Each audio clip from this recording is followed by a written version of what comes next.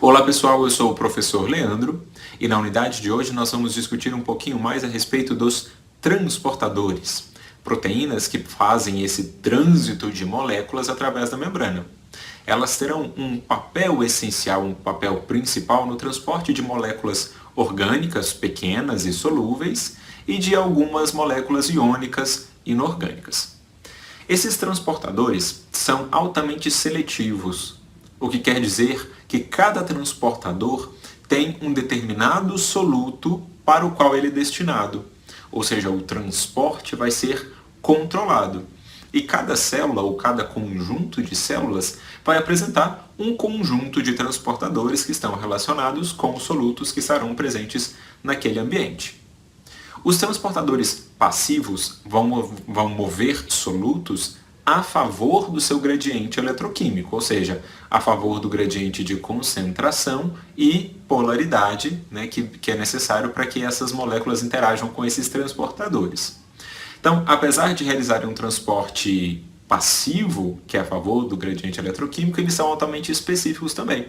Esses transportadores passivos, eles se ligam com alta afinidade a um determinado soluto, como por exemplo, um transportador de glicose, que vai servir exclusivamente para o transporte da glicose a favor do seu gradiente de concentração.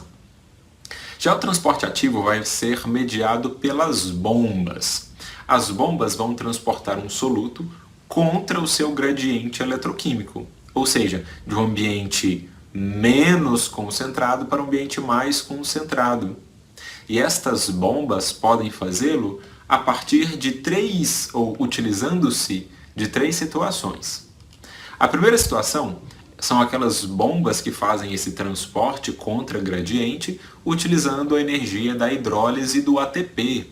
As bombas de sódio e potássio, em especial a de sódio, vai bombear sódio para a face extracelular, onde já tem mais sódio do que intracelular, e para isso, ou seja, para fazer esse transporte ativo, eles gastam ATP. Eles utilizam a energia da hidrólise do ATP. Uma segunda situação são as bombas acopladas. Elas ligam o transporte de um soluto que é a favor do seu gradiente ao transporte de um outro soluto contra gradiente. Então elas vão utilizar-se de dois solutos. Então, numa situação, por exemplo, onde nós temos o transporte de sódio a favor do gradiente, esse transporte de sódio a favor do gradiente pode ser utilizado para transportar uma outra molécula que também se acople nesse mesmo transportador. E um terceiro tipo de bomba são as bombas dependentes de luz, que estarão presentes em células que são capazes de utilizar a energia luminosa, a energia solar, para realizar um determinado tipo de transporte. Quanto à direção desse transporte, estas bombas podem ser classificadas como bombas que realizam um movimento sim-porte, aquelas que atravessam ou permitem o transporte de dois solutos diferentes na mesma direção. As bombas podem fazer um transporte que é antiporte, quando elas transportam um soluto em um sentido e o outro soluto no sentido oposto. Ou estas bombas podem ser classificadas como uniportes, aquelas que fazem transporte de apenas um soluto em uma única direção. Então nós temos um exemplo que seria uma bomba sim-porte, aquela que eu acabei de falar para vocês. Quando nós temos um transporte acoplado de sódio e de glicose.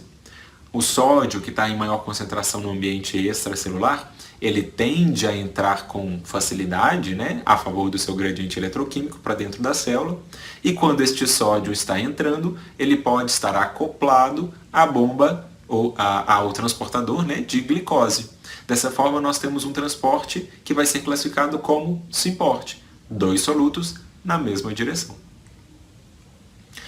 Um outro tipo de transportador são os transportadores de íons, os canais iônicos.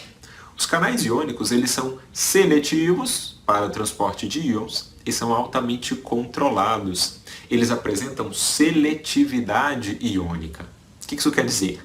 Que o transporte de íons não é descontrolado através de um canal onde qualquer tipo de íon vai atravessar.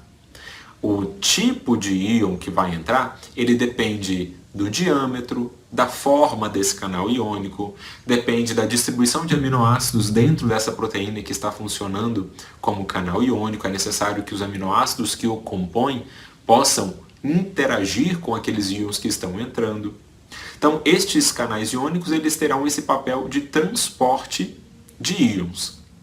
Esse transporte, esses canais iônicos, eles não estão abertos o tempo todo.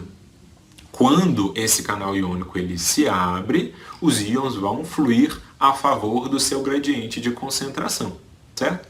Então, estes canais, eles se abrem brevemente, permitem ali uma rápida difusão de íons e se fecham a seguir.